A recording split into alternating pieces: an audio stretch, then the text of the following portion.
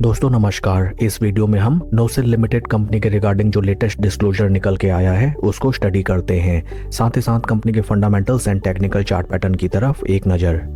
This is the latest disclosure regarding the company and disclosure की date है 1 दिसंबर 2025। Indexes में इस इंफॉर्मेशन को लिस्ट कराया गया है आज 2 दिसंबर 2025 को।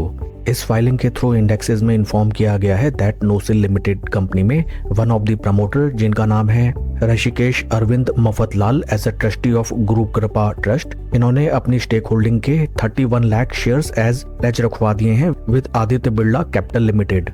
प्लेज क्रिएशन की डेट निकल के आती है 28 नवंबर 2025।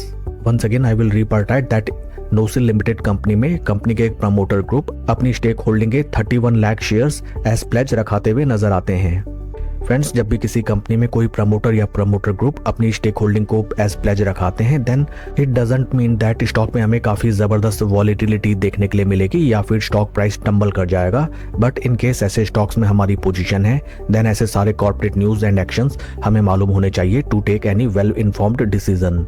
प्रमोटर शेयर होल्डिंग का एज प्लेज रखाना ये रिफ्लेक्ट करता है that right now the promoters of the company are going through the financial burdens and for that reason they are availing the loan facilities. Company के fundamentals को अगर हम देखें, right now stock is trading at a P of 44.74 जबकि industry का P है 42.53। Industry P के ही at par हमें नोसिल लिमिटेड कंपनी का स्टॉक ट्रेड करता हुआ नजर आता है। Market cap of company is 2822 crore and current market price of share is 169.17। आइए अब हम चलते हैं स्टॉक के टेक्निकल चार्ट पैटर्न की तरफ।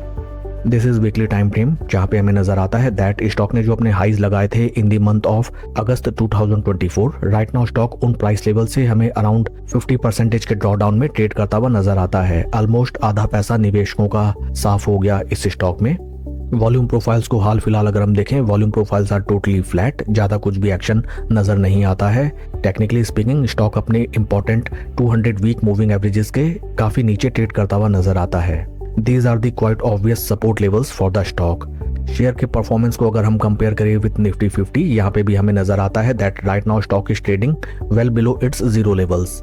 Stock is in severe bear strap and in case इस स्टॉक में आपकी पोजीशन है देन फर्स्ट ऑफ ऑल आपको एवरेजिंग स्ट्रिक्टली अवॉइड करनी चाहिए।